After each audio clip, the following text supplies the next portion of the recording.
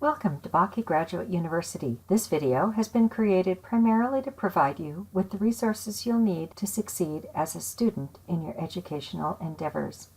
Since BGU is such a global university with students and faculty from around the world, I wanted to be able to provide easy access to tools that are essential for a great learning experience.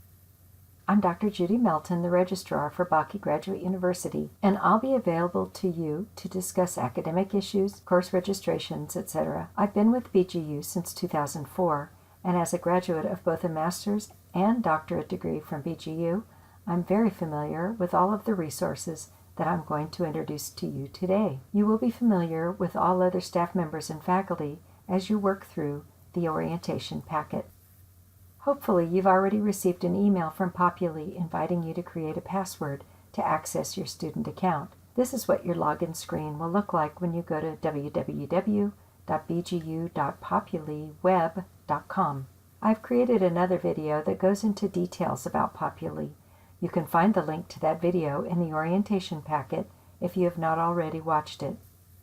Remember that you can download a copy of the syllabus, the course information sheet, the paper template, and the most current student handbook when you log into each course.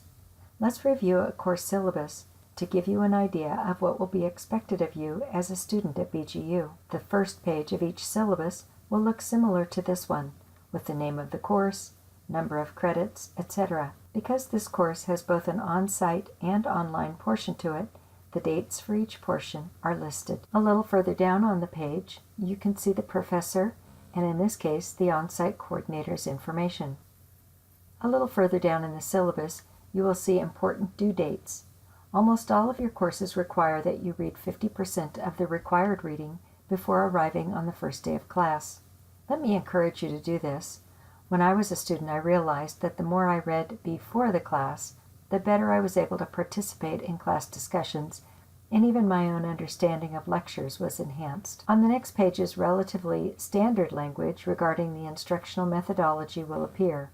However, what will differ in each class are the desired learning outcomes. Your professor is going to grade each one of these outcomes as part of your final grade, asking, for example, did this student demonstrate in their project paper that they formed a community for support throughout their cohort experience? This question is related to the first learning outcome for this class. So pay attention to these learning outcomes and be sure you demonstrate that you have learned them in book reviews, journals, and your individual project. Another item that always appears in BGU's syllabi are the perspectives of transformational leadership. We always want our students to come away from their learning experience at BGU with an understanding of what it means to be a transformational leader, particularly as it relates to these perspectives. The next section in the syllabus addresses the expectations and assignments for the class. It will be important for you to note that you will be turning in some of your book reviews during the online portion of the class, but they still should appear in your final project as Chapter 1. Pay particular attention to the number of book reviews required to be written for the class.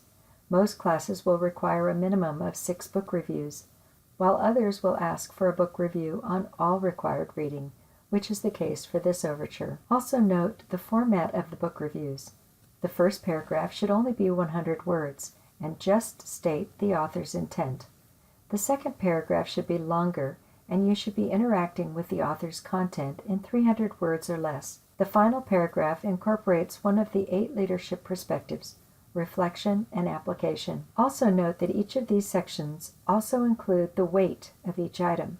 For example, this syllabus indicates that 25% of your grade will be from your online and on-site participation. 20% of your grade is from your book reviews. The next section of your paper will be journals, which becomes Chapter 2 in your final paper. Please note the 3 elements that should be included in each daily or weekly entry: description, analysis, and application. This is not your typical journal in which you record your daily or weekly activities, nor is it a place to record lecture notes. This is a place where you interact with what you have learned throughout the week. In the first paragraph, briefly summarize or synthesize what you learned. In the second paragraph, reflect on what you learned and how it impacted you. Perhaps even argue about it. The final paragraph for each week should be the place where you apply what you learned to your particular context, ministry, or work. Chapter 3 of your paper would be the individual project. Your professor will have given you more explicit directions about this either in the syllabus or in the online classroom. Be sure you follow instructions carefully. As mentioned earlier, each element of your participation and writing represents a percentage of your total grade. This section of your syllabus should match up exactly to what will appear in the online classroom. The top grading scale represents what appears in the syllabus. The bottom represents what appears in Populi. You might consider having your final project bound after you've received your grade back, especially if you attend an overture. I did this with 3 of my travel courses, one of which was in Italy, another in China, and another in Scotland. I was able to include pictures of professors and guest lecturers as well as some of my classmates. This has become an invaluable record of my learning experience. The cost to have your project bound is usually around $50 each. I want to emphasize at this point that this is a graduate university, and you will be writing graduate-level papers, book reviews, online posts, etc. If you want to get an A in your classes, your work will need to reflect a high level of competence and an understanding of the importance of all aspects of each class. This includes the reading, the lectures, and interaction with course mates. I have graded many papers over the past few years, and one of the things that I've graded down is if a student has not included every aspect of the course in their project, including the reading materials. For example, if the topic of the class is the 8 perspectives of transformational leadership, and students are required to read 10 books, but their individual project only references 1 or 2 of those perspectives and only 1 or 2 of the required books, that means they have not demonstrated that they learned all 8 of those perspectives. There are other instructional videos linked in the orientation packet that will assist you in any areas you feel you are weak in. This brings us back to the syllabus and the grading criteria included in every syllabus. Your work will be graded based on the need for theological reflection, critical thinking, contextual application, and form or technical quality in each of the areas in which you are being graded. In other words, do these elements appear in your online sharing, in book reviews? How about in your journal and group project? The orientation packet also includes a more detailed grading rubric. You can use this rubric to determine where the standards set by BGU fit into what you are graded on. For example, if your theological reflection was a clear statement of the main thesis or purpose of the section, you should receive a grade of between 95 and 100. Let's talk about some of the resources BGU has made available to you to make your learning experience even better. There's an instructional video to help you navigate the online library in Populi. Please be sure to watch that video on how best to utilize this valuable resource. The BGU website also has many resources available. If you hover your cursor over the Student tab, a drop-down box appears which includes a line called Student Resources. When you hover your cursor over those words, another box appears which includes downloadable documents, handbooks, catalogs, and graduation information. Let's look at the downloadable documents. These are many of the documents you may need during your educational journey, like the Independent Study Packet, extension requests, or a paper template. Under the Handbooks and Catalogs tab, you will find 3 invaluable resources that I highly encourage you to download and review. The Student Handbook is especially helpful if you've watched the instructional video for, say, creating a table of contents or using the EndNote program, but you need a quick reminder about a step. Just open up this handbook. It also has links to the instructional videos that have been created and are included in the orientation packet. Back to the website, you can find the academic calendar. As you can see on this calendar, our academic year is broken up into 4 modules.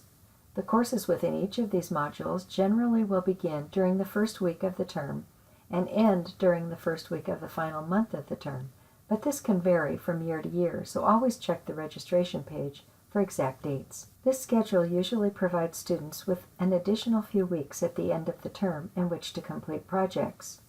It also allows students to take 4 courses per year, enabling them to complete their degree within a 3-year period if they so desire, although some double up each term to get through the program even faster. This raises an issue that is one of the more frequently asked questions I receive regarding extensions and late work. It is important for both students and professors to understand BGU's policy regarding extensions.